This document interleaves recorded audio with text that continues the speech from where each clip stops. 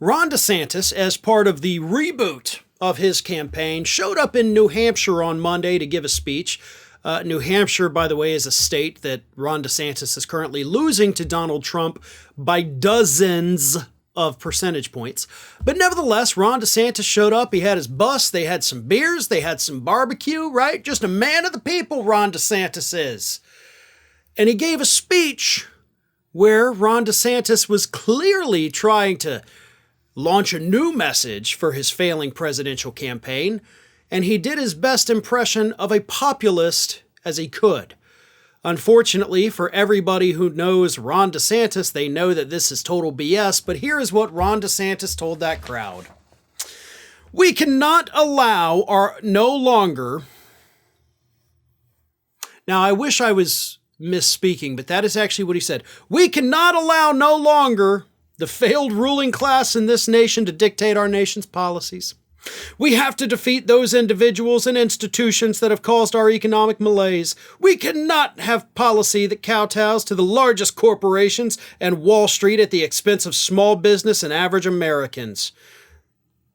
Okay, is this a speech from Ron DeSantis, or are we talking about Bernie Sanders now? Like, hell yeah, let's take on Wall Street. Let's take on the massive corporations. Let's get them out of politics. Let's get them out of government. Hell yeah. And DeSantis even continued. He said, there's a difference between a free market economy, which we want, and corporatism, in which the rules are jiggered to be able to help incumbent companies. Damn right, Ron DeSantis. That might be the only thing you've ever said that I agree with. Now, the problem, of course, is that Ron DeSantis himself doesn't even agree with that. You know, if this were coming from a Bernie Sanders or an Elizabeth Warren, you'd be like, hell yeah, they mean what they say, and their record shows us that they mean what they say. DeSantis, on the other hand, as he's railing against these so-called elites, seems to have forgotten the fact that these same individuals and corporations, these elites that he's railing against, are the only people giving money to his campaign. So, yeah. This is part of the reboot. This is what he's doing. He's like, I'm a populist now. I'm a man of the people. I mean, hell, we had reports come out earlier this week as well that Ron DeSantis made $1.1 million off the book he wrote, but he doesn't own any property.